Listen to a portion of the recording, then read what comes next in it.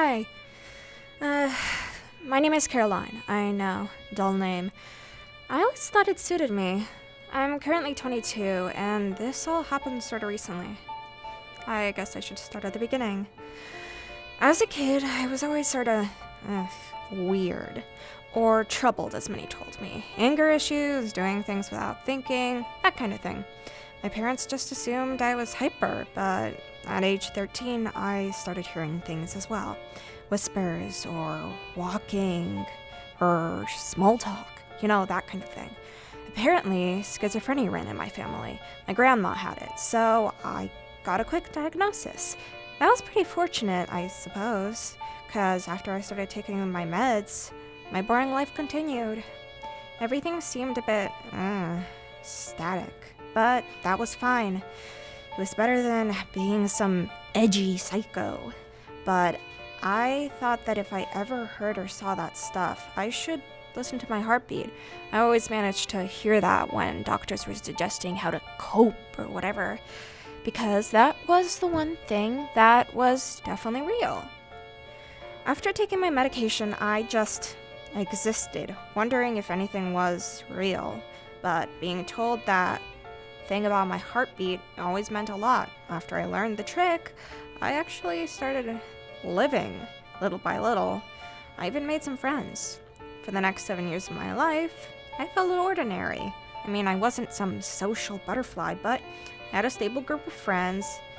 Most had some tics too, like Lucas, who had Charles Bonnet syndrome.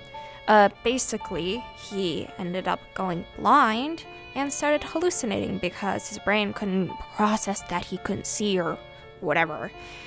The two of us always used to make fun of what we saw together, and when we weren't, we always managed to get along really well. Around when I turned 20, it was suggested I should up my meds since I wasn't a minor anymore. Not thinking much, I agreed. It was explained I may have some side effects for a bit, and if I see anything, not to be worried. For the next few months, I assumed that this is what caused my hallucinations to come back. At the time, I was close to ending my senior year in college. I was a straight-A student, which was surprisingly rare for the college. I was sure I'd graduate with a great job. When I started hallucinating, I dropped out. I always simply made boxy shapes, apparently, in my brain. Stuff that you could see anywhere. Now, it was staying the same, but I started seeing people from my childhood, which is pretty normal too. You always see these things that you've seen before, but I don't know, I felt like I was going crazy all over again. I started cutting off my friends and my family, thinking nobody understood me. The only thing that kept me from crossing to the deep end was that heartbeat trick. Always managed to keep me a little bit anchored. Then it happened. The neat thing about schizophrenia, as I've already told you, is you only see stuff you've seen before. Usually, it's important stuff too. It's why I kept noticing people from my childhood. But this, I can't even call it a man. I've never seen it before.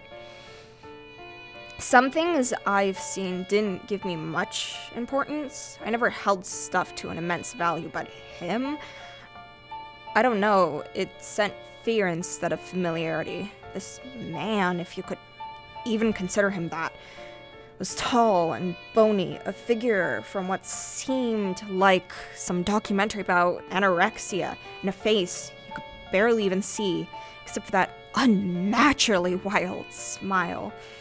It looked like it was from Predator, as if he was skinned, and all of his cheek was mutilated. He looked like he was wearing a tuxedo, but all of the colors clashed, like you were supposed to, focus more on it than the actual person. His arms, I may be biased, I always kind of had, a fear of hands, but they were demonic. So broken, I assumed all of the bones were smashed into splinters. I don't know how my brain came up with this thing, but it became a reoccurring visual. It was the last straw, and I rushed to the hospital the first time I saw it. My psychiatrist was shocked when I explained how bad I got and quickly fixed my meds. suggested I raise my visit times, that sort of thing. It helped a bit. Sights got less and less frequent. I opened up to old friends I had ghosted. It took a while for them to forgive me. I never really did shake off that thing, so I always seemed a bit different. When I first saw him, I was hoping that I never saw him again, and it was 50-50. I saw him in dreams, so it's technically not real. I kept having nightmares about him. They were never consistent in what happened, but he was always there, still smiling. I hated it more than I feared it. I started speaking to Lucas about it, and he said that it may have been a Halloween costume or some cheap horror movie that I don't know, forgot about. Maybe I saw it as a little kid. This joke seemed to help me a bit, and every time I dreamed about him, I just chuckled when I woke up, imagining it as some cheap practical effects monster. After some time, I stopped thinking about that thing altogether, thinking it had finally ended. My 22nd birthday had been coming up, and I was too busy focusing on planning my party and reservations and all that sort of stuff that I forgot to refill my meds. I had been so casual about thinking that I had overcome all of my problems.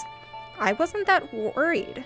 I always seemed to have a chilling feeling in the back of my head whenever I thought about maybe having the possibility that it came back during the day. Voices popped up now and then. I felt agitated the entire day, but my heartbeat and newfound confidence from the past few months made me power through my brain's tricks, so when I saw him, I didn't even feel scared. For once, I simply laughed before shifting my focus to my chest. My heartbeat was real and he wasn't. My heartbeat was real and he wasn't. Well, it was supposed to be. An icy feeling shot through me that, nevertheless, I can still feel to this day. Where was my heartbeat?